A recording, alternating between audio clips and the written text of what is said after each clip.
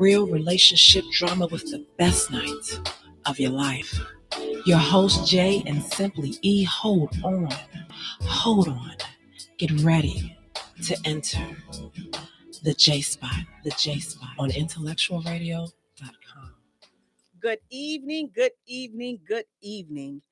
and welcome to the best night of your life. Woo!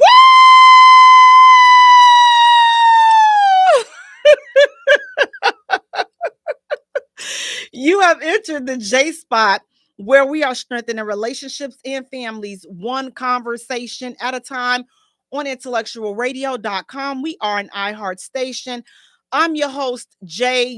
Thank you all so much for allowing me to share a tiny portion of this evening with you as you ride home from work, as you cook dinner, as you check the kids and help them with their homework. Listen, you all, they have homework, okay? Just to let you know, they have homework. Go in there and check and see what's going on with these kids.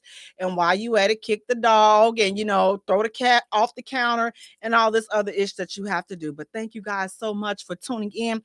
Please do me a favor, you all go to our YouTube channel, like and follow us there. That's the Jaye Spot Radio. Go to our Facebook, like and follow us there, the Jaye Spot. Instagram, the Jaye Spot Radio, and Jay is spelled Jaye for all three. Guys, listen, we have an amazing show lined up for you tonight. Now, listen, before we got started, before we came on, the producer and I, we were talking, listen. Well, I won. We were having a disagreement as always, and I won today, just like I always do. But listen, you all, let me know what you all think about this, because this is what we were talking about. It's a two-parter, but I want to get to the juicy part, the part that I won, so I can let you all know.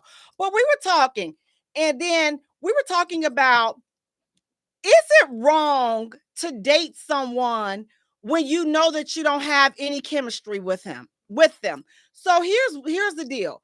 I was explaining to him that there was a time where I was seeing this guy, and there was like no chemistry whatsoever. We had no type of sexual chemistry. I didn't feel any sexual chemistry towards him whatsoever.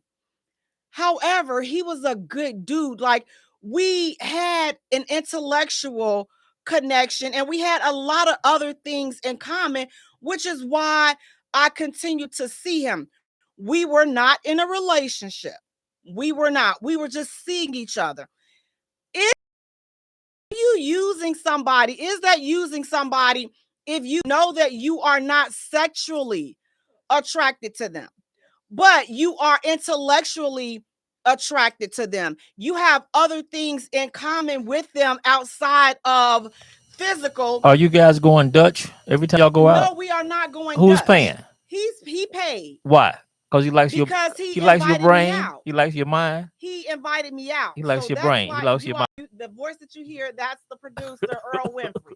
So the reason we were going out is because he would ask me out. So am I supposed to not go out because I'm not sexually attracted to him? It was not about the money or anything like that, because here's the thing. Again, I like to say this, and I will always say this. I am not hard up for a meal. Do you know how long it takes to find the right bra? You got to make sure bada bing and bada bang is together. Listen, to put on the right panties, it's a lot. There's a lot that goes into getting prepared for a date, and I'm not for it. I'm personally just not for all of the shenanigans. So listen, I'm going to go. We had a really great time. He was a good dude, good company, great conversation. Just there was no physical, there was no intimate chemistry, which leads us to our first hot topic. When you're talking with someone and you're dating, especially now after COVID, how soon should a kiss take place? I'm not talking about a peck, okay?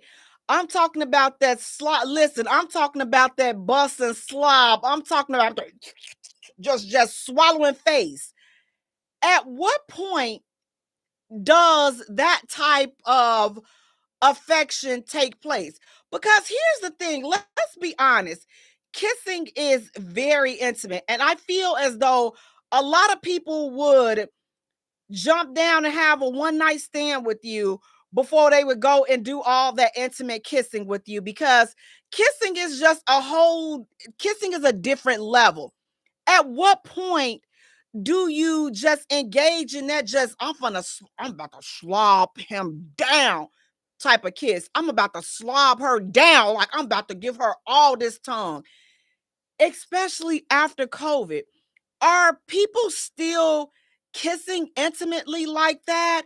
Or are we in a day and time where just a peck would suffice and then we can keep it moving? Again, when you think of kissing, listen, kissing is, for me, is very, very, very intimate. And I'm like, listen, we're not about to be sitting up there kissing like that. There are some prerequisites for kissing today. You have to see where these people's mouths go, because in today's society, people are eating everything but food. People are eating every part of one's body, baby. They eating butt. They eating your ear. Listen, people put their mouths everywhere. Listen, I believe this now. I believe that there are some people whose mouths are dirtier than a dog's mouth. Yes, I said it. There are some people whose mouths are dirtier than a dog's mouth, because listen, at least the dog practices only licking his butt. You got folks out here, they looking everybody butt. They just digging in just like they eat some sherbet ice cream. They eating butt like they eating some black walnut or some butter pecan ice cream. That's just how much these folks are out here doing all this crazy stuff. So when you're talking about kissing, you got to make sure you trust. It's just like it's up there with sex now. You got to make sure that you're trusting the person that you're kissing. You got to make sure that they ain't kissing you and eating somebody else. And I'll be honest, in today's society, it's just, it's scary out here. I'm not even gonna lie. It is scary out here. Today, it's a scary place to be out here. So when you talk about kissing, at what point do you start kissing, like intimately kissing, not a peck? Y'all see how I did that? Y'all go ahead on cash out me or follow me on YouTube. I'll give y'all a little kiss again. Give a little kiss like that, your little kiss. That's not what we're talking about. We're talking about just a slobbing, just slobbing them down. At what point does that type of kiss take place? I think that a conversation should be had on, because again, once you start exchanging, like, the energy that goes out from that kiss and that comes in, because, like, first of all, there has to be a connection to kiss somebody like that. Again, a little peck, that's nothing. Listen, I can peck you on your cheek, I'll turn around and do what you dudes do. I'll kiss you on your forehead. I'll give a dude, listen, I will forehead kiss a dude in a minute, right there, right on your forehead. But to actually come face to face to kiss, baby, I'm so good with this. Listen, my matrix is good, because if I'm not feeling you like that in an intimate way, I'm not kissing you. I'm not. I don't care how many meals you buy, how many places you take me. And here's the deal. Once I find out that you feel like I owe you some type of physical affection, you can leave me alone. Like, for real, for me, it's not that deep, because again, I'm not out on the date with you because I need you to pay for me or I need you to do something for me. That's not why I'm here. I'm here because you invited me. So if there was some stipulations on this invitation, let that ish be known up front so I can know what's up. And then I can go ahead and move around and choose accordingly. But what you're not going to do is sit here and get me somewhere and then make me feel uncomfortable because you're expecting all of this physical affection. Listen, I don't even know your status. Jay, what status are you talking about? Listen, I don't know. Look, your whole sexual panel, I don't know any of that. So before you go getting all crazy and stuff, let's see what's up. Because you may have some things going on that you don't need to be with me, let alone with nobody else. You probably need to be seeing a physician. So let's see what's up with you health-wise.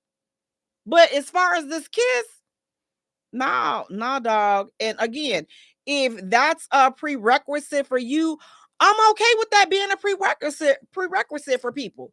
Just let that ish be known. Like, say it. Like, we're at the point when you're at that 30 plus age range, we should be at a point where, listen, we can have some conversations. You should be able to let your yay be your yay and your nay be your nay. You should be able to put your ish on the table. You should be able to put your cards on the table. Listen, this is what I like. This is what I want. This is what I expect. Say that. And so then we can now know if we're going to be on the same page. Okay, he expects this, and this. I can give this, and this. And then in turn, she would put her expectations out there. Okay, I expect this, and this. And if our expectations don't align with the person that we're talking to, it's okay. We won't go any further than this. We are not a match. And it's cool. We should be able to go our separate ways. But kissing, listen, and don't get me wrong. Listen, I love to kiss. Baby, I love a good kiss. Listen, again, we're not doing that with everybody. We're not kissing with everybody. And I know some people may say, come on, Jay, really? Really? What's so big of a deal about kissing? What's so big of a deal about kissing? You go on here, read some of these posts and see what these folks' mouths be. And then you come back and then you ask me again, Jay, what's so wrong with kissing? Oh, kissing. Look, kids kiss in high school. Yep. And then they get out, had all these little foreign growths on their mouth. And you be wondering why. Because you just got through kissing a mouth that just ate 3 BBLs yesterday. And now you kissing BBL juice, dirty BBL juice. I'm good. You're going to have to miss me with all that foolishness. So again, when do you kiss? When the time is right, when you feel like that connection. If you feel that connection right away, rock out right away. But if you're a person like me, like, okay, it takes more than a date. It takes more than a meal to get me revved up. Like, there's some other things. And I'm not saying I do have to just jump through the hoops, but I'm like, come on, like, it's more than just, oh yeah, he looks so, we finna just tear each other. Yep. And then what happens? I'm just like, I be at the end. I'm like, okay, so now what happens next? What happens after that?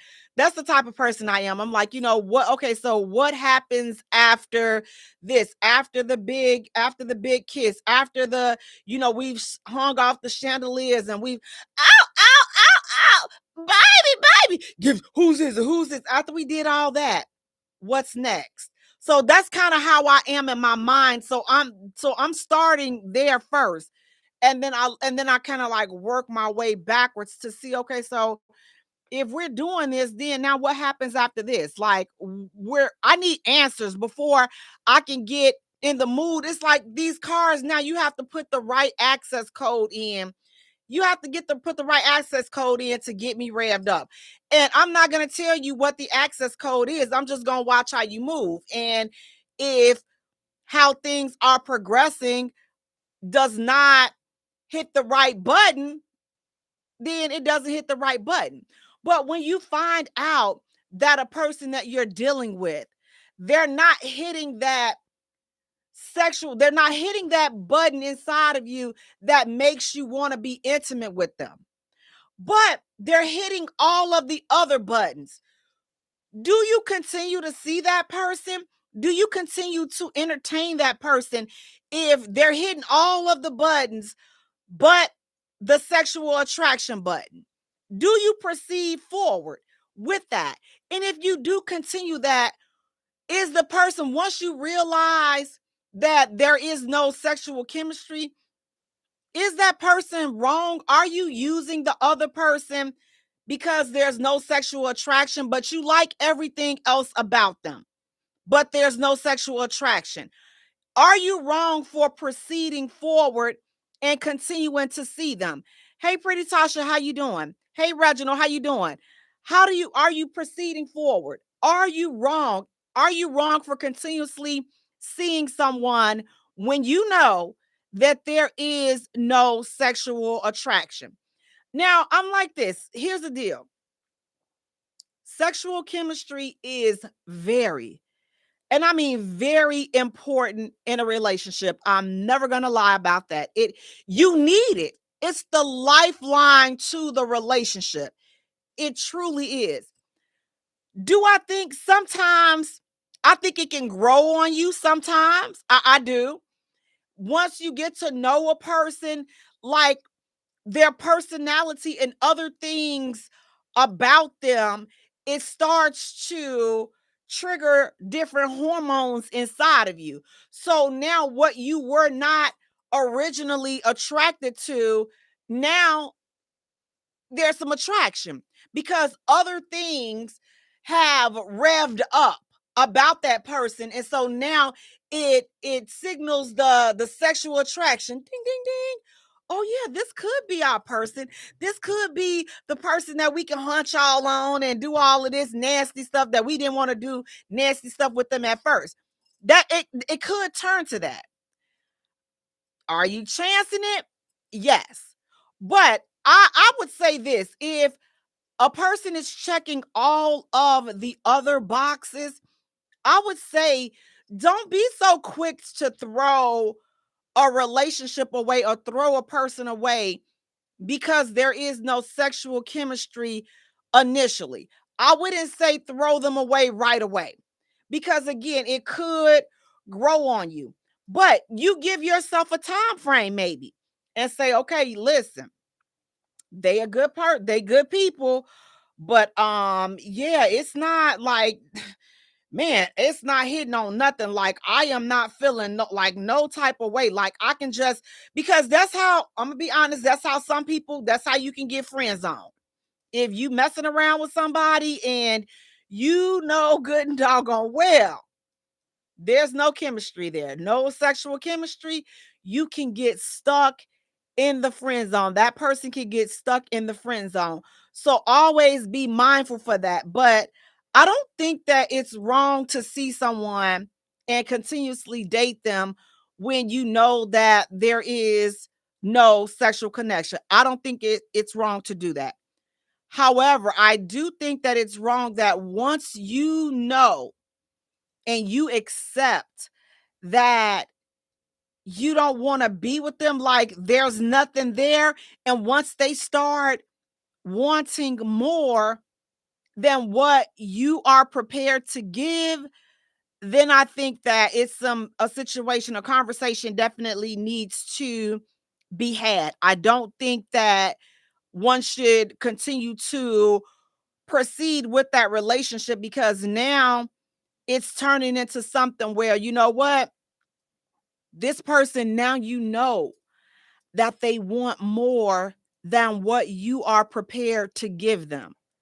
And it's not fair to keep a person holding on because now you know what they want.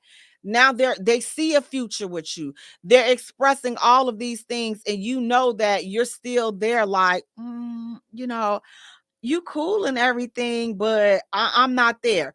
Once you know that, then I think it's time for you to go ahead and let them go and move around, because now feelings are starting to get involved. And it's not fair to have somebody to get their feelings involved, and they're feeling you like this and they want to be with you. They're expressing that they want to be with you, but you don't feel the same. Now it's time to like draw the line on that and be like, yep, I'm gonna have to go ahead on and let you go, because yeah, you at a level where I am not.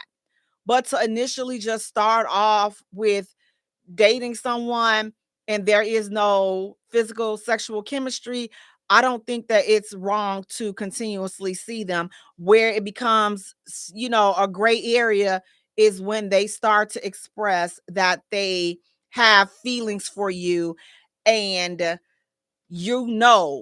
that point, yeah, I'm not there. I'm not there. I'm not gonna be there.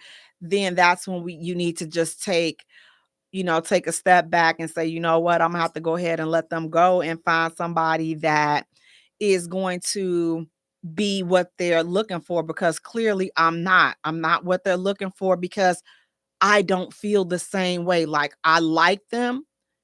They're good people. They're good to hang around. But when they start talking about seeing a future, and good and doggone well, you can't see no future with this person. Listen, they coming over for a kiss, and you up here, you still got your mate, you getting the matrix on, you getting it on, because there's no attraction there. They trying to come out and touch you. You ain't touching them. And then if you by chance get them some pity sex, listen, now don't act like y'all don't know what pity, listen, don't act like y'all don't know what the pity horizontal mumbo is. You give it to them just because you're tired of them looking like a little, like a sorry pound puppy. And some of them look like a sorry pound puppy just to get it. Because see, here's the deal. Dudes don't care what label women put on the hoo-ha that they give them. You can call it pity sex. They wouldn't care. You can call it charity sex. They won't care. You can call it, oh, I'm just giving it to them just to shut them up sex. You can call it whatever you like. Dudes don't care as long as you give it to them. Because it's the same. It don't matter. Pity sex, horizontal. Listen, pity sex, you getting on my nerves sex, charity sex, it all, guess what? As long as it ends with sex, these dudes are fine.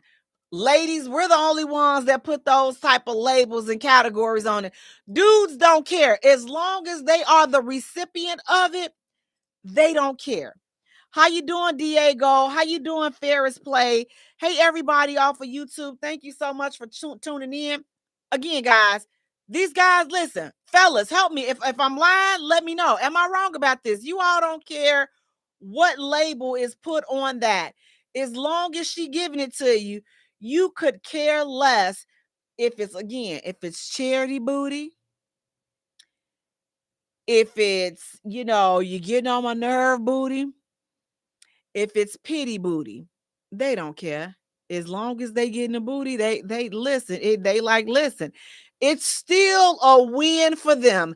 No matter how they got it, it's still a win. Ladies, so here's the thing. So don't be put in that position. Don't put yourself in that position to just give somebody some just because, and you know that it's not, you ain't feeling it. Like, he has not done anything to rev your engine, or when you are with him, your engine is not being revved.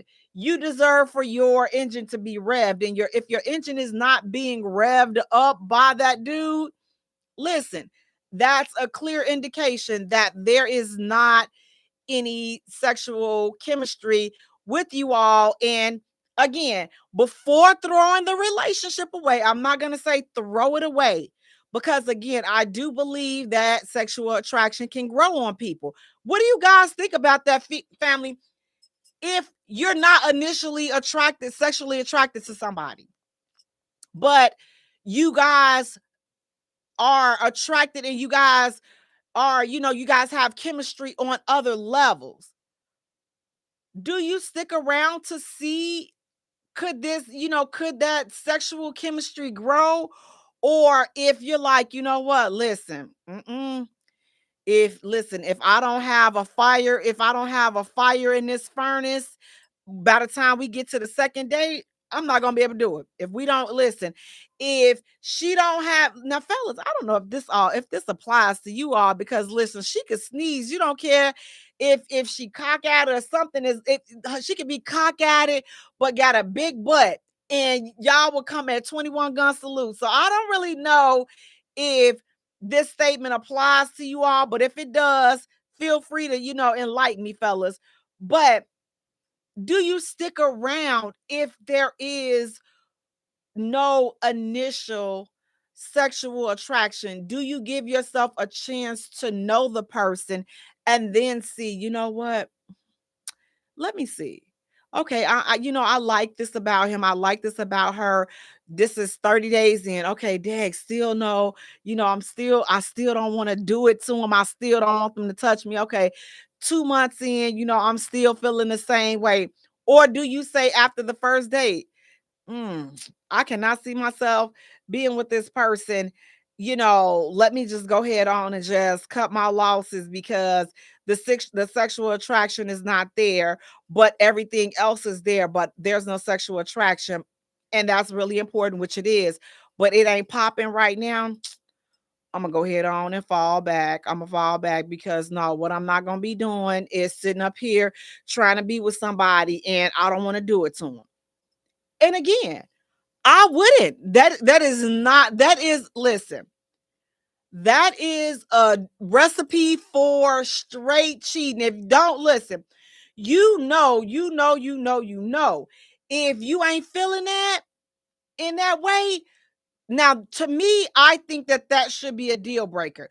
You have to, because unless you have that conversation with them and they agree to an open relationship, because there's no way in the world that a person, if you are not sexually attracted to your partner, there's no way you're going to be faithful to that person.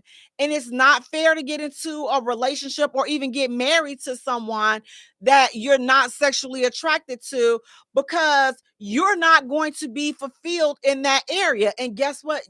If you're not fulfilled in that area, guess what that means you're going to do? You're going to go out and you're going to find somebody to scratch that itch for you. And it won't be the person that you're married to, because you're not sexually attracted to them. So do yourself a favor, and that person as well. Don't do people like that. Now, again, I think that is so wrong to do. You go because they're good to you in all of these areas, but you know that at this point now we're about to be committed, and you know that you could never reciprocate the type of love and affection and sexual connection and sexual chemistry and sexual desire that they have for you. You know that you could never reciprocate that to them, because it's not there for you. And if you know it's not there for you, don't do people like that. Do not get in these committed relationships because they got everything else. And I know some people may be saying, Jay, that is crazy. How you telling people not to get in committed relationships, and if the partner checks all of the other boxes, but they don't check the sexual box? The reason why I'm saying that is because it's not fair. It's going to crumble. It's going to crumble. Why is it going to crumble? Because you're not fulfilled sexually. And if you're not fulfilled sexually, then you're going to go and you're going to cheat. So instead of wasting your time cheating, just stay single so that you can find that person that checks that rings your bell the way that you want your bell to be rung. But I don't think that it's fair to sit there and become committed with someone that you have no sexual attraction to. Because again, sexual attraction is key. Now listen, speaking of sexual, what do you all think about this next hot topic? Listen, first of all, we are not counseling Snoop Dogg. We are not. We are not counseling Uncle Snoop. Now listen, Uncle Snoop, listen, Snoop, because he probably about the same. Look, that's my cousin. Snoop said that he took his grandson to the movies to see a new cartoon that is a new animated film that is out for kids. And he said that his grandson was confused by a couple that was the same sex. And he said that the couple were two women. So he said his grandson asked him, how does two women have a baby? And Snoop said, you know what? I'm sick of this ish. They putting this ish everywhere. So now people are saying, oh, they gonna cancel Snoop. Snoop gonna get canceled. For what? He just said what most of us are thinking.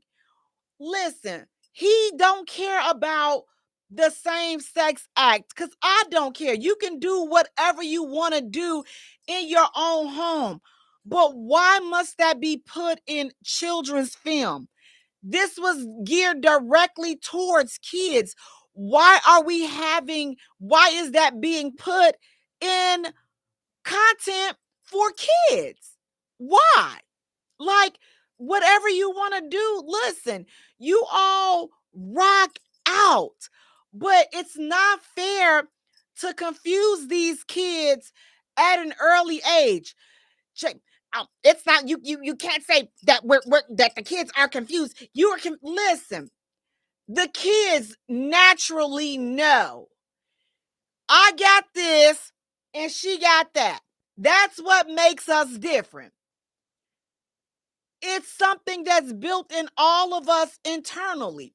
If you choose to turn yours off or ignore it or say you wasn't born with it or whatever you like, it doesn't make me any difference. Look, I don't care. You can be on whatever side of the fence or the railroad tracks you want to be on. Jay has no problem with that. Jay has a problem with you putting that stuff in front of the kids. Snoop has a problem with you putting that ish in front of the kids, and now he has to try to explain to his grandson, a child, about the bees and the bees. So y'all going too far with this ish. Like, again, if this is what you're doing, rock out. Like, but can we go back to the day where it was private? Whatever your preference was, it was behind closed doors. Because here's the thing. I really feel like this. We really don't care. The world really doesn't care. Society is putting it out there. The media is putting it out there and doing things like this so it can always be the topic of discussion. But the only reason why this time it's a topic of discussion for me is because we have to stand up for our kids. We can't be exposing our kids to any and everything. So now it's like, for me, I wouldn't be having these little kids watching this stuff. I'm sorry, but we cannot go to the movies and watch the latest things. You have to take your kids back and start putting them on the old stuff, letting them watch the old cartoons and things like that. Because the way today's world is, this stuff is tainted. All of this stuff is super, super tainted. It's like, it's hypersexual. Why is sexual content in a kid's animated film? Why is that? Like, that could have it wasn't necessary. Why we put it out there? Because it's an agenda. And again, can we just go back? I'm just asking, can we just go back to a day, go back to where whatever you did in your bedroom, it stayed in your bedroom. It was nobody's business because we didn't care. If this stuff was going on back then, it really was. But it wasn't the forefront. It wasn't like the agenda and it wasn't being pushed like it's being pushed today. Again, does that mean that you're not human or you're not? No, it does not. Does it mean that you should be discriminated against? No. But here's the thing. How will the outside world know that you like another chick or it's two dudes liking on each other unless you're doing all of this outwardly open stuff that 95% of this stuff should be done at home behind your closed doors. Keep your stuff behind your closed doors. So you just gonna tell that community to keep their stuff behind closed doors. But what about the stuff what I do with my dude should be behind closed doors. It's nobody's business. So whatever your bedroom activity is, let it stay at home in your bedroom. So yes, Snoop, thank you so much for speaking up and saying something about this, because again, if you don't protect your kids and you don't protect these babies, who's going to do it? Who's going to do it? You definitely can't depend on Hollywood to do it. So we have to be mindful of the things that we are exposing our kids to. And don't be afraid to tell these little kids, listen, this is not appropriate. This is not appropriate content.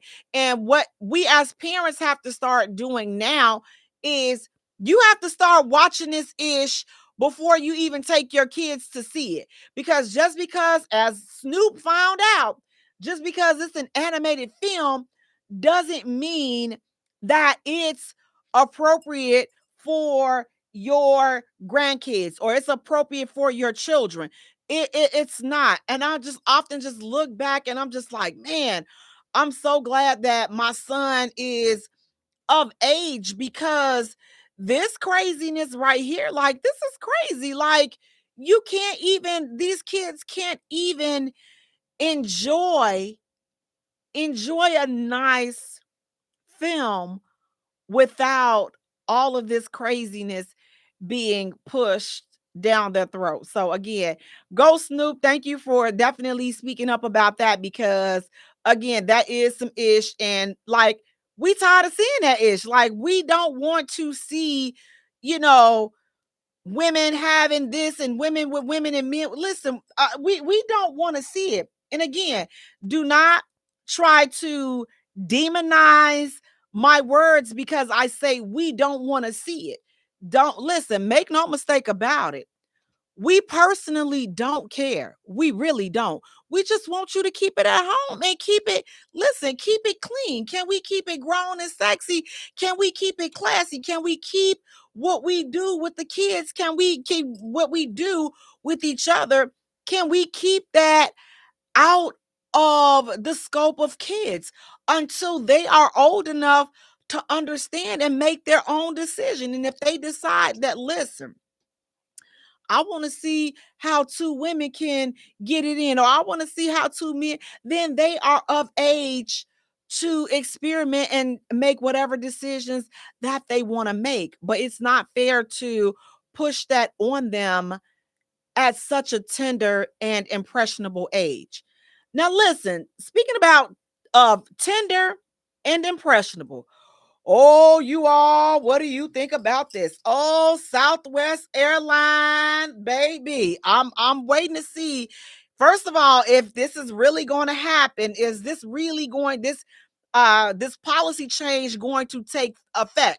So it's allegedly being said that it's being reported that Southwest Airlines will begin requiring plus size passengers to purchase 2 seats in 2026. Oh, you all heard me correctly. Southwest Airlines is reportedly saying that allegedly, they're going to start requiring plus size passengers to purchase 2 seats in 2026. What do you all think about that? Look, I understand one while, but the second part is I'm trying to figure out how is this going to work? Like, are they going to, if like, because let's be honest, people are purchasing their tickets. Most people purchase their tickets online. So are they going to start asking, like, okay, are they going to ask for your weight? What are they going to do? How are they going to prove that you are a plus size person? Or are they going to do this, like if a plus size person that requires 2 seats, and if they purchase 1 ticket, is that person going to be turned away? Because this just sounds like a recipe for lawsuits, because they're going to go for the fat shaming and they were discriminated against and all that. I can see, if this is in fact true that Southwest Airlines is about to do this, I can see the lawsuits coming in. I can see it. Is it fair?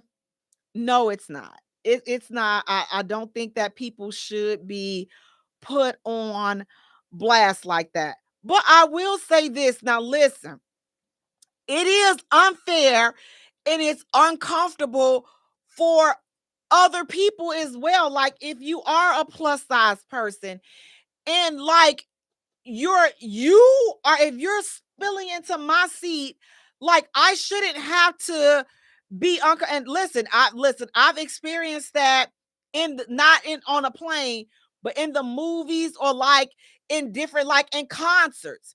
Oh man, listen, I was at the Cincinnati Music Festival and I was so grateful because the lady that was in front of us, it was like 3 of them, and they were like 3 heavy set chicks. And I was just like, oh my God, I'm so glad that I was not seated in that row, because I would have been very uncomfortable, because they were some bigger girls. They were beautiful, but I'm just like, you spilling all over into the other person's chair, the other person's seat. Like, that's not fair. So something has to be done. Maybe they need to make the chairs a little bit bigger. I don't know. Give me some ideas, you all. What do you all think should happen? Do you all think that this is fair? If this is true, that Southwest Airlines, they're saying, it's being reported allegedly that Southwest Airlines will be requiring plus size passengers to purchase 2 tickets for seats. 2 seats in 2026, they would have to purchase 2 seats. Do you guys, is that something fair? Or if you're like me, do you see those lawsuits coming in for this ish? Because I can just listen. And I can already tell you who it's going to be. It's going to be one of these people that's off the 600, my 600-pound life. And they're going to be coming to the Southwest Airlines. And baby, they're going to be trying to go to Dubai or somewhere. And they got their 1 ticket. And I'm like, now, ma'am, you know that you took up the whole road for the van that got you here. What makes you think that you're going to fit in 1 seat on the plane? Now that's not fair, because now you gotta put you gotta put that on somebody. You gotta put some of you on somebody else. Not fat shaming anyone at all. Listen, I have big people in my family that I love to pieces. Listen, I will come and look. My grandma was a bigger lady. God rest her soul. Baby, let me tell you, that when you talk about some of the best sleep ever, baby, I would go get in the bed. If she was still here, grown and all, I would be sleeping up under my grandma. Listen, give me all that love. Put all that love over here on me. Look, as a kid, I'm going to tell you, I ain't need no pillow. I didn't need a pillow.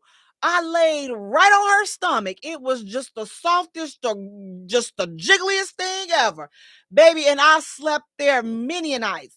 And what I would not do to be able to go back to sleep on my grandmama's jiggly stomach, because I loved it. Now, if she had to fly somewhere and she was still here today, I'm going to want her to be comfortable. So if that means we got to get Madea 2 seats, we going to get Madea 2 seats, because what you not going to do, let me bring my grandmama up in there, and you looking at my grandmama thinking you about to shame my grandmother. Oh, don't even worry about it, because the way I'm finna show out up in here, you going to have me on the no-fly zone list quickly. So I would rather for us to go ahead and get that stuff justified and situated before we get here, because what you're not going to do is embarrass my loved one. That's what you're not going to do. So I'm on the fence about it. So Jay, how do you feel about it? How do you feel about Southwest Airlines reportedly being they're going to start charging plus size passengers in 2026? They're going to require them to purchase 2 seats. How do you feel about that, Jay? I'm on the, like, what I understand both sides of it. I truly do. So all I can say is that if this is in fact true, I hope that it's done in a way where people are not offended or people are not made ashamed. Like if a plus size person, let's say if they, they got by and they purchased 1 seat, and then they get to the airport and the workers are like, now he know he gonna need 2 seats and he only purchased 1. As a gentle reminder, I would, let's have a personal conversation. I'm not saying I would want to put them on blast like that, but then you got to think about it. People take advantage of this. So it's just so many ways that this could work out. So I'm just curious to see how, if this is in fact true, how is this going to be enforced? I'm not really sure how it's going to be enforced, but I know I, for one, am definitely looking forward to seeing how they are going to enforce plus size people. Southwest Airlines, how are they going to enforce plus size people allegedly being required to purchase 2 seats coming this 2026? I'm just eager to see how they are going to pull that off. Now, speaking of pulling things off, you all, Chris Brown is back, the topic of discussion again. And I think as we speak, I think tonight he's in Chicago again. But listen, they're saying that, there's a fan. She reportedly paid Chris Brown $2,000 to remove a garter belt off of her thigh. And she took a picture. So you know how when at a wedding and they've gotten married and the bride, she pulls her wedding dress up, pull that white dress up, and she got that garter belt. I don't know if they still even doing that, because listen, people been popped it open so quick and busted wide open before the wedding night. So I'm like, okay, getting a garter belt. I don't know if people are still doing that, but nevertheless, that's vision that. Think about that particular setup. And that's what this picture shows. The young lady, she's sitting back with her leg up, and she had on a dress, a skirt with slits up the side, of course. And Chris Brown seductively removed the garter belt from her thigh. And she reportedly paid $2,000 to have Chris Brown do this. Now, listen, you all, they are saying, listen, Chris Brown is just ruining all kinds of relationships and breaking up happy homes and stuff like this. I read a report where it says that Chris Brown is reportedly, responsible for breaking up over 300 relationships. Listen, you're not gonna blame that ish on Chris, okay? You don't blame you. We're not blaming Chris Brown for that. You blame it on them trifling chicks that y'all with that bought these doggone tickets back there. They bought that experience. So Chris Brown didn't ruin the relationship. Your girl ruined the relationship. Your girl, the one that bought the ticket to take the picture, You know why? Because she wanted to have that CB experience. So we're not going to say Chris Brown. Chris Brown didn't ruin anything. Your chick saved up all that tax money so she can get back there and get felt up on or whatever it is that Chris Brown is back there doing it. Because Chris Brown about that. And you know what? I am not mad at Chris Brown. Do you all know how much money this man is making? And he is making people happy. Like these folks, they gonna show up for him. They're showing up for him to take these nasty pictures, but also to enjoy his concert because he does put on a really great show. But we're not gonna throw this on Chris Brown.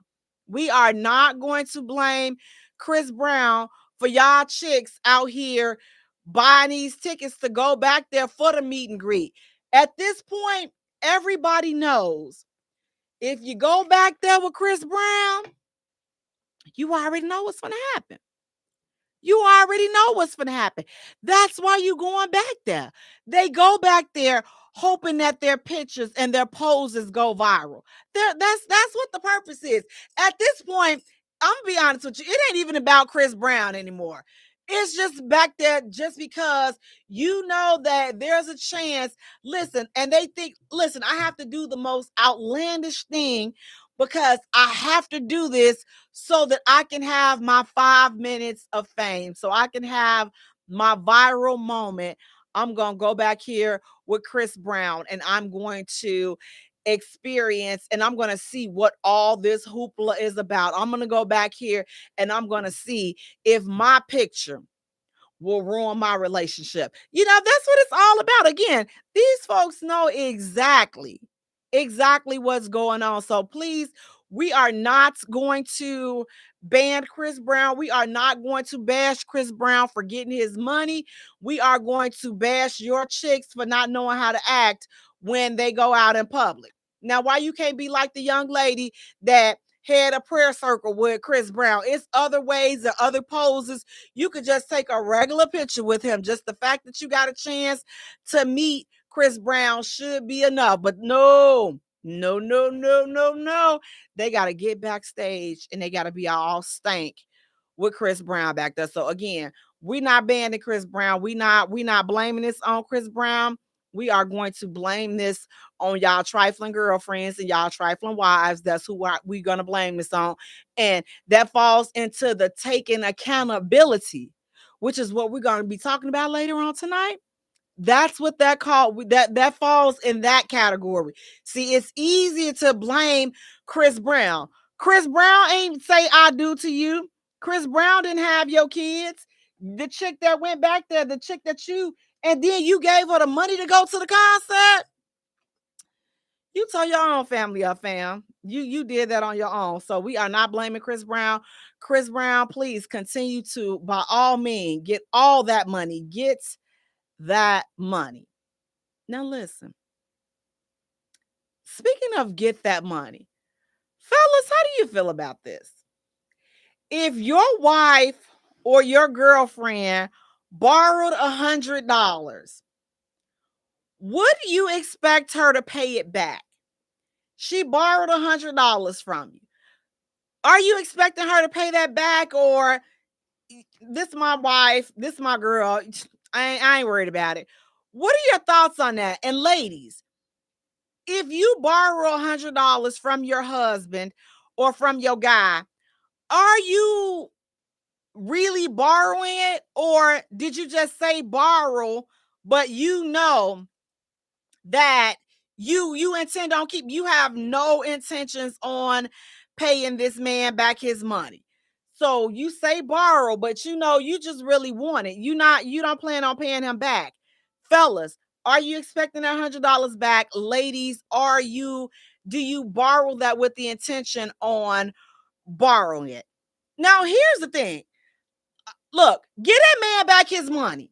If you asked to borrow, I don't care if it was $5. If you asked me to borrow it, I expect you to pay me my money back.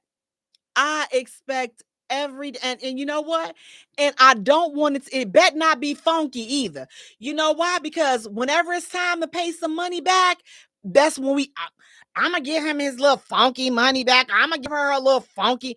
It's always funky when you want it back, but it wasn't funky when I gave it to you. So give me back the same smell of money that I gave to you. But again, if we're saying borrow, I want my ish back. I don't care how much it is. So look, ladies and fellas, y'all don't have to even be ashamed to say it. Some of you all don't want it back, but for those that do want it back, you're not wrong for wanting your money back because she said that she wanted to borrow it. So before you get this $100, when do you intend on paying me back? And I'm going to tell you right now, no, the slobbing on Bob that you do anyway, that is not repayment for my $100. It's not. I want you to get, listen, you're going to slob on Bob, but you also going to pay me back. You're going to run me my money, okay? You're going to run my cash. You're going to run it, okay? You're going to slob and run my money. Both of them. It's not one. They're not interchangeable.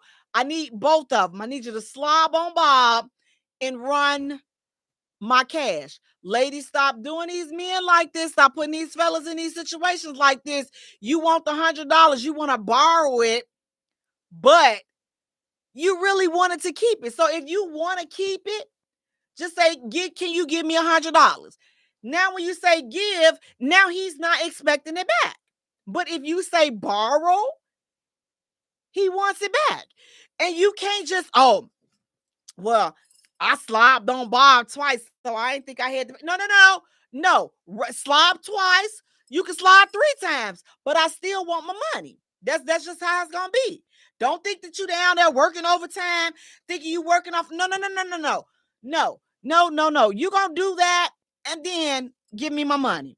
You're gonna see how. Listen, fellas, I told y'all I be on y'all side. Okay, I'll try to tell y'all I be on y'all side. I be on y'all side. We just need, give the money back. Just give it back. Hey, Cedric, you saying she completely cut off. She just bought her in the West Side. Karma gonna get her. Listen, what do you think about that though, fellas? If you are borrowing your girl or your wife $100, or are you saying, you know what? Listen, Jay, if it's my wife, she ain't got to pay it back. It ain't no such thing as borrowing. Even though she asked, can she borrow it? But if she's your wife, maybe you're saying, you know what? She don't have to pay me back. But if it's my girlfriend, my girl, and she's asking to borrow money, I need my money paid back. I'm not, listen, don't say borrow if you don't mean borrow, because borrow, it sets the expectation of being paid back. And again, ladies, it got to be paid back in cash. It's mandatory that you pay it back in cash, unless this brother tell you that you can pay it off another way. Now, 9 times out of 10, though, listen, ladies, I'm gonna help y'all. They want their money back too, but don't try to hold the plot. Don't try to withhold the licking of the lollipop because you don't want to give him his money back. So if that's your way of paying it back, then before you get this man's money and spend it, now you got to let him know. Now, okay, so now I don't mean that I'm going to physically give you this money back, but I'm going to give you a little something. I'm going to give you a little something extra. You know, something like that. But if you don't make that known, I'm going to want my money.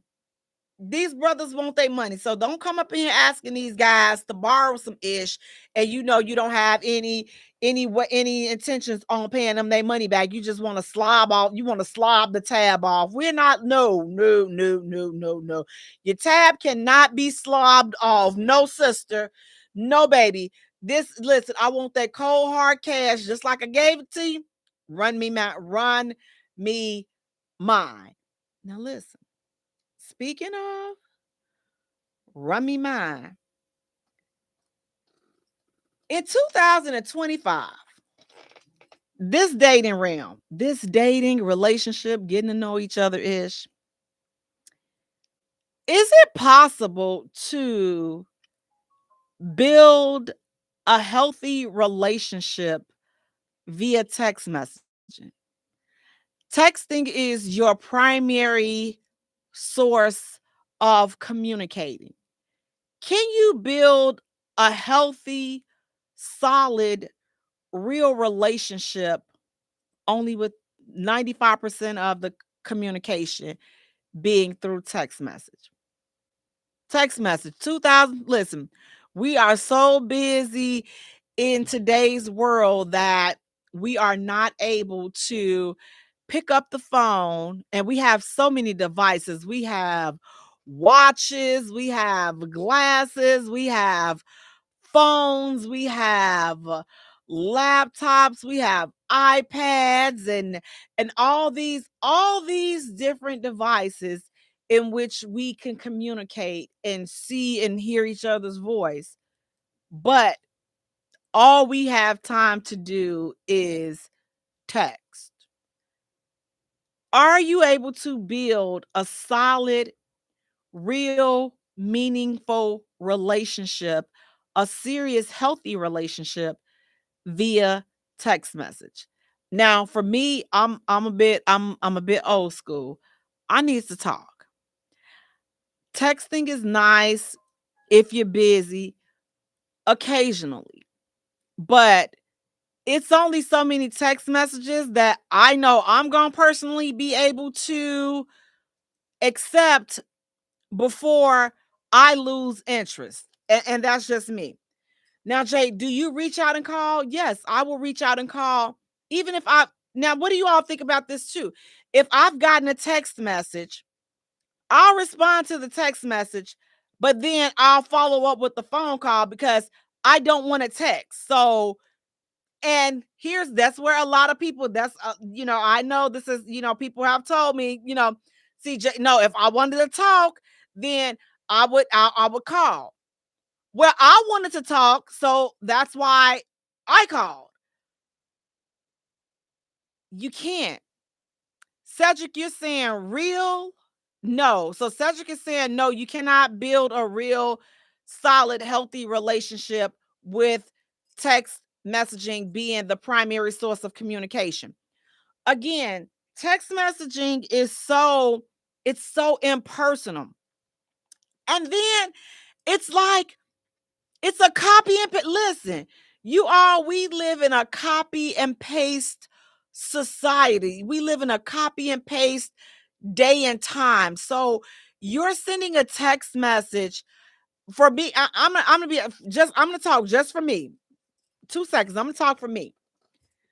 When I get a text message, okay, and I know that you're busy, and like I know like your work schedule and you're busy, and like, okay, you thinking about me, that's nice. But you're off and you're texting me sporadically throughout the day, but we haven't picked up the phone to make, time to have a conversation. I'm going to lose interest. I'm just going to be honest. I'm going to lose interest because for me, that's saying that I'm not for you. Like, you're not checking for me like that because you don't even have the desire to talk to me. And before these, see, that's that low insecure. That's the insecure. Listen, insecure. Fill in a cuss word for me. Insecure that has nothing to do with insecurity, because what were you doing before text messages? Okay. Yes, we are all busy, but we know the number one rule. We all make time for who and what we want to make time for. So if you're that busy, I get it, understand it totally and completely. I understand that I'm not worth you picking up the phone and having a conversation with. I'm not. And you all listen, when you have these people that are just so busy, oh, I work 16 hours. Listen, honey, it's somebody else. Okay. Just understand this. When you've dealt with the person for so long and they are just always busy. Yes, they are busy, baby. They working 16 hours. They juggling you in and juggling some other people in. Just understand that, rest assured, if communicating with you is not a priority for them, then that's because chances are they are communicating with somebody else. And to text message you is the quickest way because they can text message everybody at the same time and still be on a date. So listen, this dude can be on a date with you and he's text messaging the other two people that he's put in the rotation for the weekend. Or she's texting the other, she's out on a date with you, but she's setting up what's going to go on Saturday and Sunday. So it's like, when people are not important to you, then yes, that's going to be the primary source. Now, listen, correct me if I'm wrong. Tell me, Jay, nope, you missed it, Jay. That does not mean that because people are texting, people are busy. I'm busy. But guess what? I know when my phone dings. I know when these messages ding. I know that when I look at who I'm really not about to respond to versus, oh man, I've been waiting for him to call. I've been waiting for him. I know that. We all know that. We all got that person that, okay, listen, we will stop what we doing for our person. And if they're not willing to stop what they're doing, you're not their person.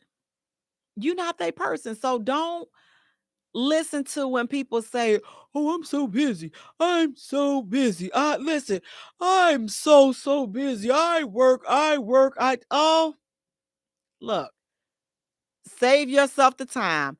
Free yourself. So when you deal with these so busy people, you got to start just exiting yourself from the situation and let them go and be busy. Because if you're that busy, then why are you trying to pursue me if you that busy? So now you have me and now all of a sudden you're so busy. Yeah, they put you in rotation, boo. They go all out to get you, and then once they get you, now they're so busy. Now they can't keep up with what they started to do to get you. Yeah, they got somebody else. It's something else going on. And again, it ain't, look, life is too short for all this. Once you start seeing the signs that you are in rotation. Now listen, here's the thing. Let's talk about that. Let's talk about some signs to let you know you are one of many. You are one of many. One of many signs that you are not the only one. Okay? I'm going to do the women first, and then fellas, I'm going to do you all. Signs for the women. I'm going to give you 3 signs, okay? 3 signs that you are not the only one, that you are in the rotation. The first is that good morning queen. Oh, yes. Yes. That good morning queen or that good morning baby, you are a part of the rotation. Fellas, only the fellas that are going to be honest will say, you know what? Yeah, Jay. Yeah. 9 times out of 10, that good morning queen, that good morning beautiful ish, you a part of the rotation. You know why? Because he got to get that message out to everybody. So he not going to say your name because he's mask texting. So you don't want to make no mistakes. So we're not going to be making no mistakes. But if everybody is queen or everybody is baby or everybody is beautiful, then listen, he is safe. Okay? He is safe. The second sign that you are in a rotation, he again, is always busy. He just texts you, okay? And you call him back. You responded to the text. You so happen to have your phone in your hand and you on social media and your phone ding, and you get that good morning, Queen. You like, oh my God, you get all butterflies. You give me butterflies. You get all the butterflies and getting all happy and ish. You like, there goes my baby. And you pick up the phone and call.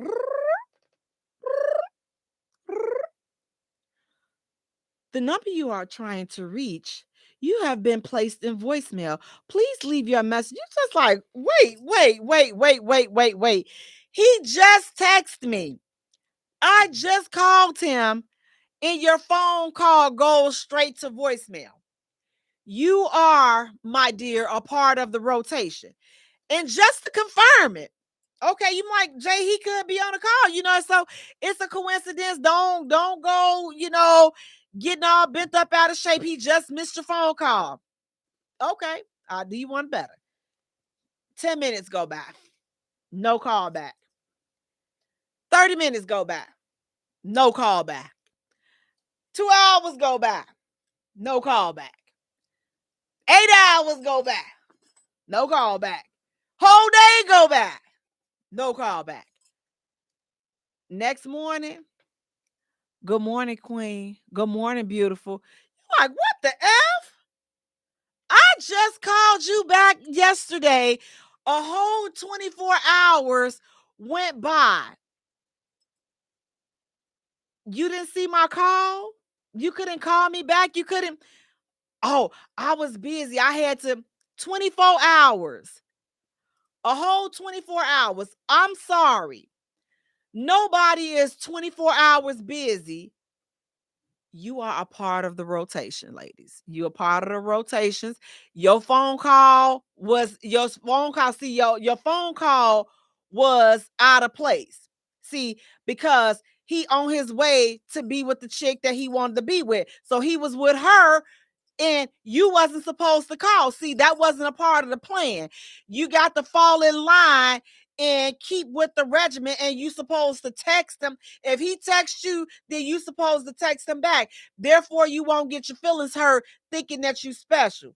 That's what that means. You're part of the rotation. Cedric, you're saying that's because he ain't got game and he feel a little, yeah, this is true. But ladies, you need to know you are a part of the rotation. If that has happened to you or that constantly happens to you, you are a part of the rotation. I'm not saying that to be mean. I just want you all to be aware because we're going into a new year. So listen, it's already almost September. Okay. So it's time to start making your New Year's resolutions now. It takes 21 days to create a habit. We're going to give ourselves 3 months to make a habit of letting these people go. So by December 31st, it is signed, sealed, and delivered. You are out with the old and in with the new. So you got to start now. You can't wait till December 31st. I'm going to stop messing with him. No. If you're going to start messing with him, you got to start now. Pretty Tasha, you're saying exactly the same BS, shaking my head. Oh, baby, Pretty Tasha, it is real. So again, if you don't get that phone call back or they don't answer the phone, you are a part of the rotation. There's no consistency with seeing them. You're a part of the rotation. Everything that you all do, whenever you get together, you can never plan a date because they're always so busy. Everything that you all do is spare of the moment. It'll be a last minute thing because guess what?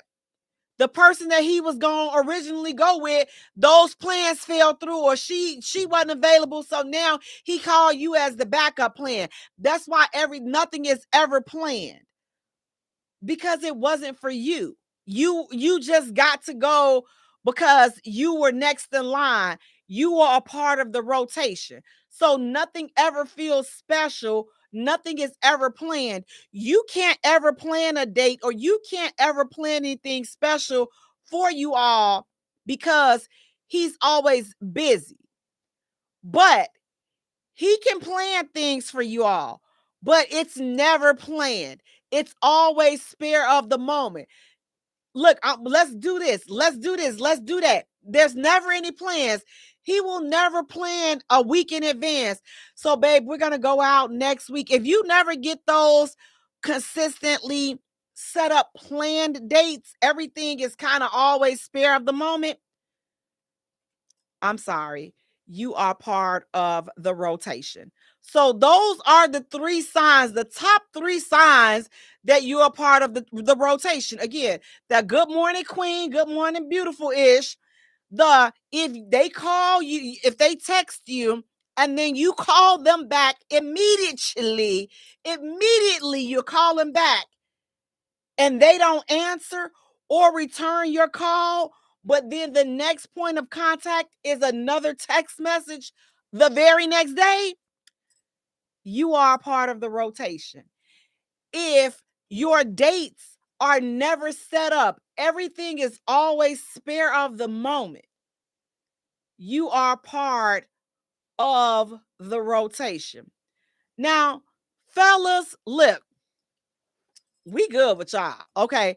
So this is how you know you are a part of the rotation, fellas. So you can only see her on Fridays, because any other time she don't have no babysitter. So Fridays is your day. Listen, all day at work, she talking to you and texting and giggling and baby, it's all good. But when after work hours, you can't hear from her. You don't hear from her. Sir, you are part of the rotation. You not number one. Don't pop up on no Saturday. Don't try to pull a whole weekend or with her because she's not available.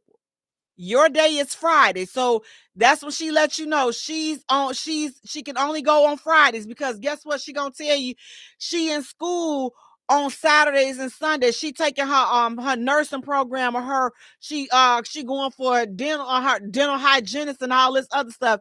Y'all make sure that if these chicks tell y'all that they in school, listen, investigate, see if they really in school. Ask them when the graduation is, so that you can make sure that you can be there, so you can put it on your calendar, so you can be there, just to verify she really in school. Because some of these chicks don't be in school. Ladies, I know I'm telling it all. I'm sorry, I'm telling it all. But listen, if I had to tell on the fellas, if I gotta put us up, I need to tell them some of the stuff that some of y'all be up to. I was gonna say some of us, but I ain't never lied to no dude talking about I'm in school. I'm just not gonna go. So, fellas, you could be part of the rotation.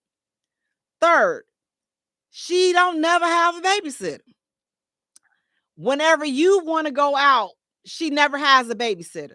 She can't find nobody to keep the kids, but she'll call you. And she'll be like, I got a babysitter tonight. What you doing? You want to go out? You free you want to take me out? I'm free tonight. I got a babysitter tonight. I was finally able to get my baby daddy finally. No, that's because she's still with the baby daddy. And she juggling all y'all around. So that's why when she don't have no babysitter, she got a babysitter. She just out on a date with somebody else. Because I'm calling you, so you saying that you don't have no babysitter. Okay, so that's cool. So then you should be at home and you should be able to answer your phone. But now here you go. Ring, ring, ring. You calling. She ain't answering the phone. I'm like, I thought she said she ain't had no babysitter. She said she was going to be at home. Sir, she's off making another baby with the dude that she got all these kids with. That's what she off doing. She off making another baby. So that's why she can't answer the phone. So you called her on Saturday. So she gonna call you back on Monday, because now she with a guy. She with the other people. You in the rotation. So then she call you on Monday while she on her way to work, when she done dropped the kids off. Hey, King. That's another one too. You're part of the rotation. Hey, King. You got rocks in your jaws. I called you on Saturday, and you just not calling me back. I told you my kids be having my phone and they be playing the games on my phone. So I didn't even know that you had called me. I ain't even see that you had called me. You sitting up there, they lying on Man. Man got his own tablet. But see, fellas, y'all don't be paying attention to that stuff. Because when you took Man to Chuck E. Cheese, did you see Man sitting in the stroller playing with his own tablet? And when she was with you, she never let Man use her phone. Man grab for her phone, but she'll slap his hand and tell him, you got your tablet here, play with your tablet. She ain't let Man get her phone when y'all was together. But see, you all, fellas, y'all don't pay attention to stuff like that. Ladies, we been out pick that ish up quick, fast, in a hurry. But again, sir, I'm sorry to tell you, you are part of the rotation. So again, she's not in nursing school. She got a babysitter and that Good Morning King, and she's only talking to you. You can only see her on your one set specific day out of the week. You are a part of the rotation. You cannot see her on Saturday because she already got somebody for Saturday. You can't see her on Sunday because she already got somebody for Sunday. And that's how you keep everything situated. I got George on Friday, got Mike on Saturday, I got Tony on Sunday. And that's how it is. Saturday, Sunday, listen, that's how you keep it organized. So if you are in a situation like that, or any of these situations that I have mentioned, you, my friends, I'm sorry, but you are a part of a rotation. His rotation and her rotation. It's not fair. And once you find out that you're a part of the rotation, you got one or two choices. You can continue to be a part of the rotation and think that you really not a part of the rotation, think that you really are not in a rotation when you really are. Or you can say, you know what? I'm tired of this ish. I'm not going to be able to deal with this. So Cedric, you're saying, what's the flip side? He's saying make a plan. And he's also saying it's May. Listen, Man, look, Man, whatever they want to call them. That's who they over there slipping and sliding with. The point is just understand you are not the only one. They have some other things going on, and you are a part of the rotation. And again, instead of people just being honest and saying that, like, they will go through playing these games. And you would think that the 30 plus age range would be honest about this ish. You all, I'm sorry to be the bearer of bad news, but they're not honest. They're not honest in their age range either. It's like all this unnecessary lying for no reason. For people that you are not married, why are you freaking lying? Like, just stay single and date. I don't understand, why do we do these? It's like, it's so unnecessary. Like, if you're dating, then let's date. Don't put me in a relationship with you or have me under the impression that I'm in a relationship, that we're in a relationship, but it's only a one-sided relationship. I'm the only one in the relationship. I'm in a relationship and you're dating. That is the most stupidest thing ever. Let me date too. I want to date. So you can date and we can date and we can both date and then we can come back together. And if at one point we decide that, you know what, I just want to be with you, then we can have that conversation. But if you find yourself twiddling your thumbs and you have a lot of free time on your hands and you're supposed to be in a relationship, that's a dead giver. That's a ring. That's a dead giveaway for both men and women. If you are in a relationship, but you always have dateable time on your hands, you're a part of a rotation. You are a part of a rotation. If you are never with that person, I mean, never, you're not with them physically, you're not with them on the phone, you're not with them face chat or FaceTime or whatever it is, there's no communication. You are a part of the rotation. Plain and simple. You are part of the rotation. You are not the only one. That's first of all, men or women, you're not the only one. And you're not the number one. You're not the number one. You're not the number one, because what I will say for cheaters, if you are the number one, they gonna at least try to hide it and make you a little bit more comfortable. If you bring up some reservations, they'll try to fix it. They not gonna cut off the foolishness. They not gonna cut off the bull junkie, but they are going to try to tighten up on the things that you are complaining about and you're bringing it to their attention. They will at least do that if you are the number one and they care about you, some type of care about you, they will. But if you are just a regular part of the rotation, you can either get with the program or you can get off.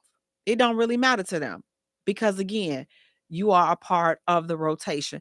Pretty Toxic, you're saying exactly, sis. So if you don't want to be a part of the rotation, you have to get yourself off. Don't leave it to these people talking about some, well, you gotta I just want him to make a decision. He just let me know. No, no, no, no, no. Because they're not gonna say it. They're never gonna say it. They are almost never going to say it. They will show you, they will keep stringing you along just like this. So as long as you're holding on, they'll keep stringing you along. They will keep, baby, they will string you along for years. Years. They will string you along. And you will sit up here and you will be like, wait, what happened? I thought that that's because you didn't pay attention to the signs that you were a part of the rotation. And maybe you did pay attention to the signs, but you chose to be in denial. You chose to think that, you know what? No, you want to justify the not calling back. You want to justify the not seeing them. You want to justify the never spending any quality time with them. You want to justify never spending any holidays with them. You want to justify never doing any of these things. So you have chose to put on the rose color blinders. You've chose to do that. And that's okay, because listen, baby, I have walked around with a pair of some very expensive rose colored glasses a time or two. Baby, you couldn't tell me nothing in them rose colored glasses. Baby, I was like, yes, they were. Listen, baby, I was cheesing, smiling, and grinning, smiling and profiling in them rose colored glasses. That's until one day one of the lenses broke. I'm like, what the cuss word is this? And once that one lens broke, I said, let me take this ish off. And then there it was. It all came together. And I'm like, God dog. Here it is. Part of the rotation. What the is this? What is this? Rotation. Rotation all day long, all day strong. And at that point, when you find out that you are not who you think you are to them, or what they told you that you are to them, once you realize that, look, you've been through enough. Get up, leave that ish alone, move on. Let them continue to have their rotation and do whatever it is that they're going to do. But make them do it without you, and make them stand 10 toes down on that ish. Like, here's the thing, you can like hold all the way, leave me alone. You ain't got the look. I don't need no secondhand, no. Look, don't call me, because I doggone sure won't call you. Do whatever you are doing, continue to do that, just without me. See, now I'm one less person that you have to good morning, beautiful, and all this other stuff, or good morning, or feeling it. You'll find somebody else. You'll find somebody else to fill that slot. I've been on this ride long enough. I'm dizzy now. It's time for me to go ahead on and have me a seat on the sideline so I can get over this nauseous ish and get back out there. But again, it's so important, you all, that we not walk around with rose-colored glasses. Don't make excuses for these folks, because again, at the end of the day, always remember this. If they want to, they will. There is nothing that will keep a person that wants to be with you. There's nothing that will keep them away from you. No job, no work schedule, no anything. There is literally nothing, unless they are incarcerated somewhere and they can't get out to you. That's the only way. If we are talking now, here are a few exceptions to that rule. If they are military people, or if there are some other extenuating careers, like maybe police officers, they don't have that type of flexibility. Correctional, it's not that type of flexibility. Listen, celebrities, people that are in the music industry.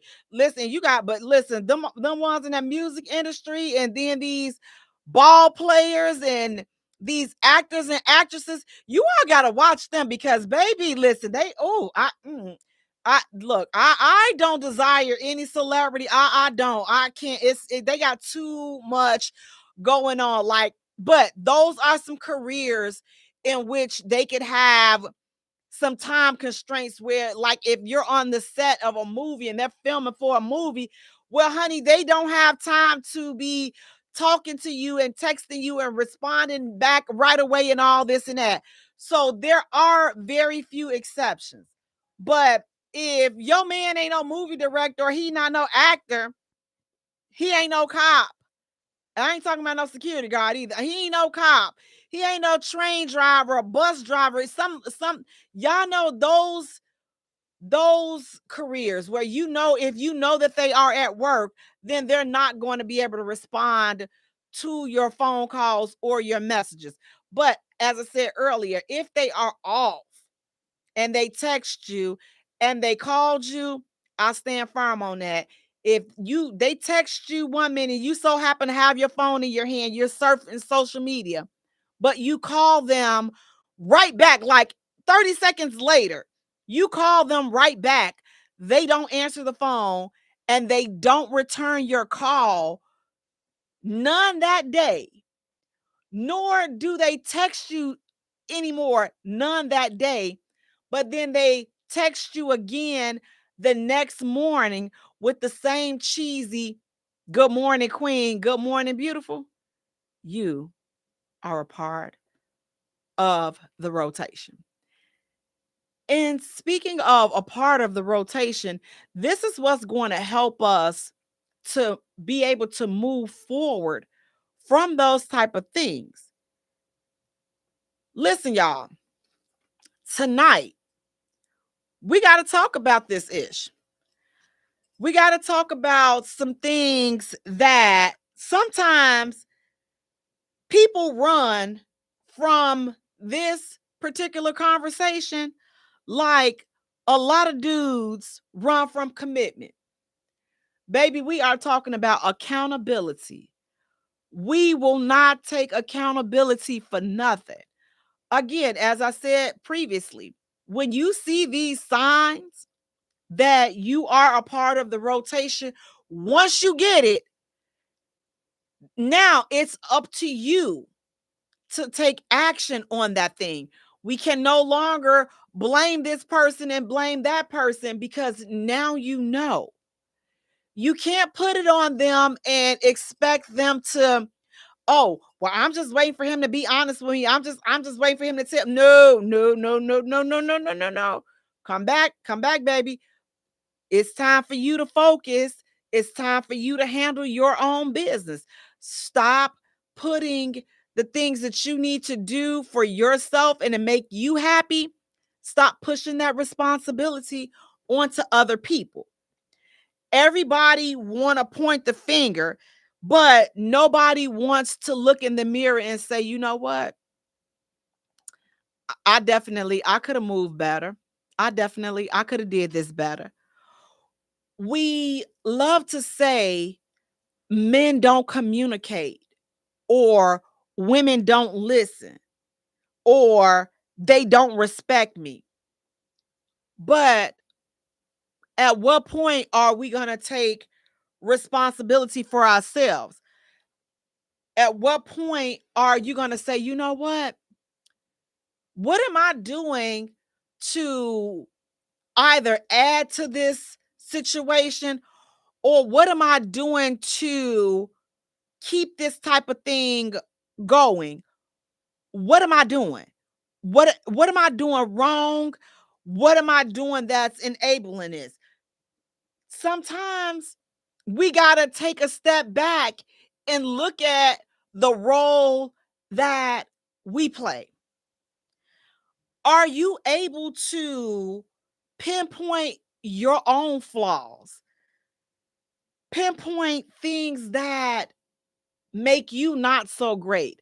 Are you able to identify all those? Are you able to identify anything?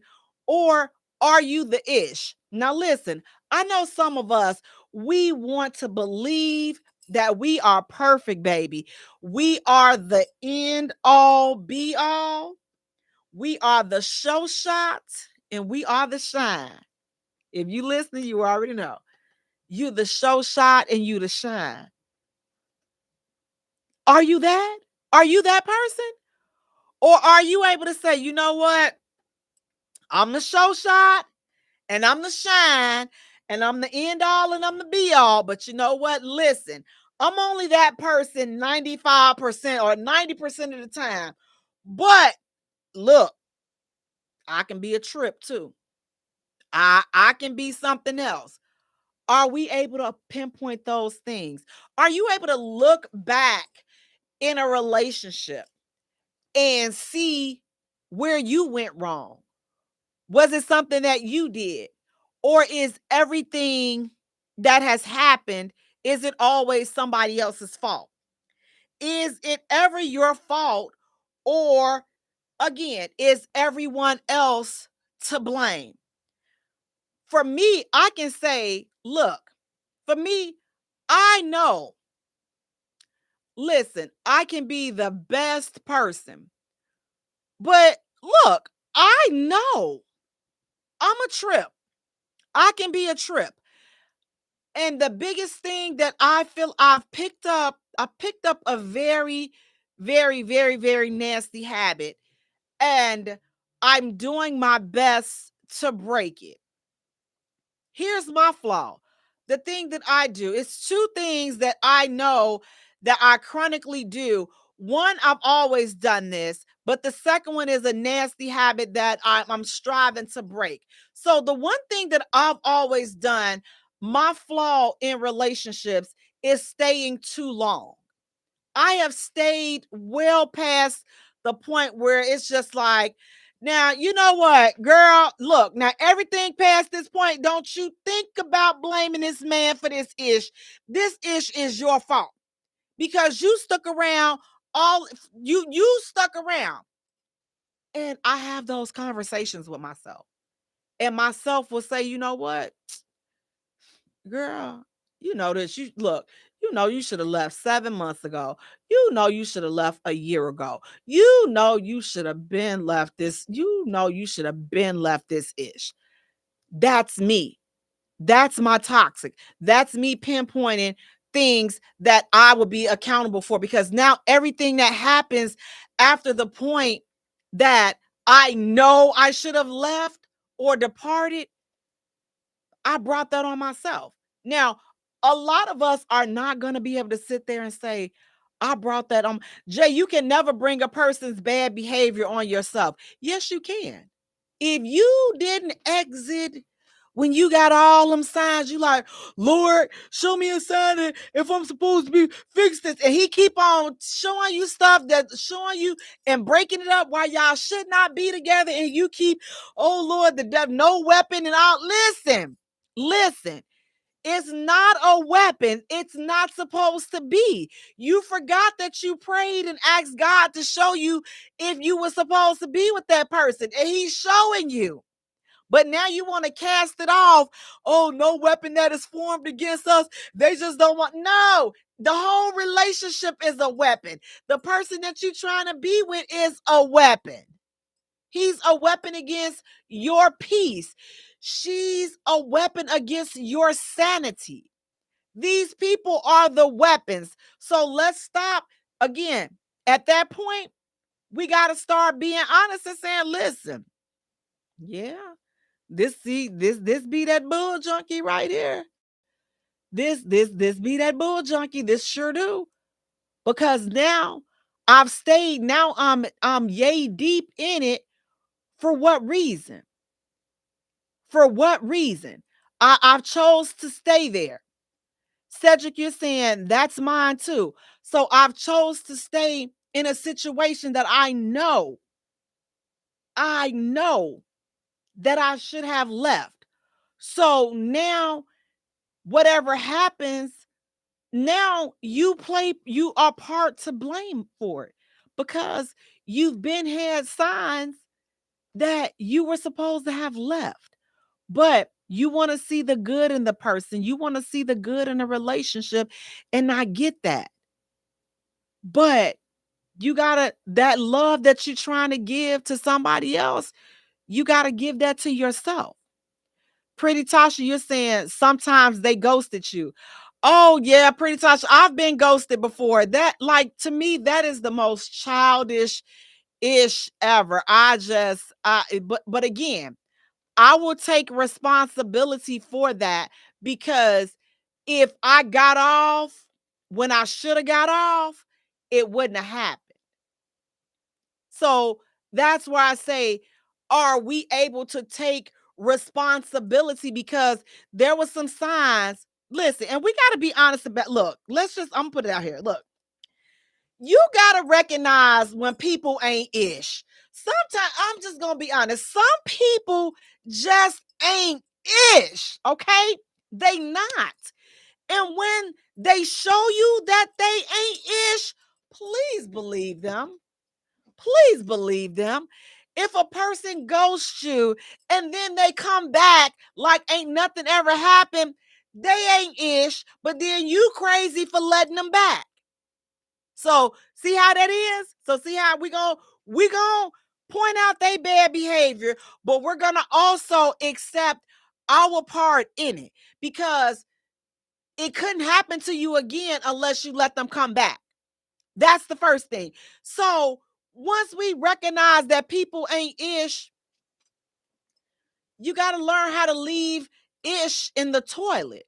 See, we want to bring the ish. You already know that they ain't ish, but you want to polish it off because they look good or they smell good or they treat you nice sometimes.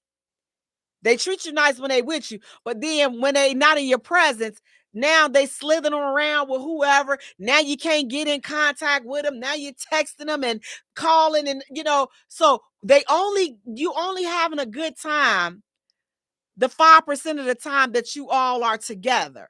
But once you are no longer together, listen, that's it. That's it. That's it. But again, we play part to blame for that. When you're taking accountability, again, you have to listen. You have to be honest and take your role and your part in it. Now, what does accountability in relationships look like? Now, here's the thing.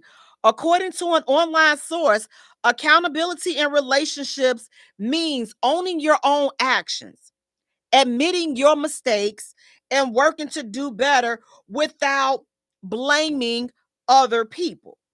But now here's the thing. We got to be honest here. Are most people really trying to hold themselves accountable, or are they looking to deflect? Because a lot of times people are not even trying, listen, they're not trying to hold themselves accountable. It's easier to point the blame to other people. And here's another big one. Can you as an adult, can we really hold other adults accountable? To me, I don't think, and correct me if I'm wrong, you all, but I don't think another grown person can hold another grown person accountable. If they parents didn't teach them that, if they didn't get that integrity skill, if they didn't get that growing up, there's nothing that you can do to make a person hold themselves accountable. Yes, you can call them out, but if the issue that you're calling them out on, they don't accept it or embrace it and respond to it and see it for how you're seeing it and bringing it to them, you're not holding them accountable. And you can't hold them accountable until they decide to hold themselves accountable. So for people that feel like, listen, I'm going to make them be held themselves accountable. All these baby mamas, I'm going to make them hold. You can't make anybody hold themselves accountable. Either they do it for themselves, either they do it, or they don't. They don't. A lot of people lack self-awareness to even consider that they are a problem. They don't even recognize, because you know why? They're so busy thinking that they're perfect, and they're so busy looking at other people that they don't even take the time to look at themselves. People will flash that. Listen, they got the pen to write the whole story for everything that you've done wrong. They can pinpoint everything that you've done.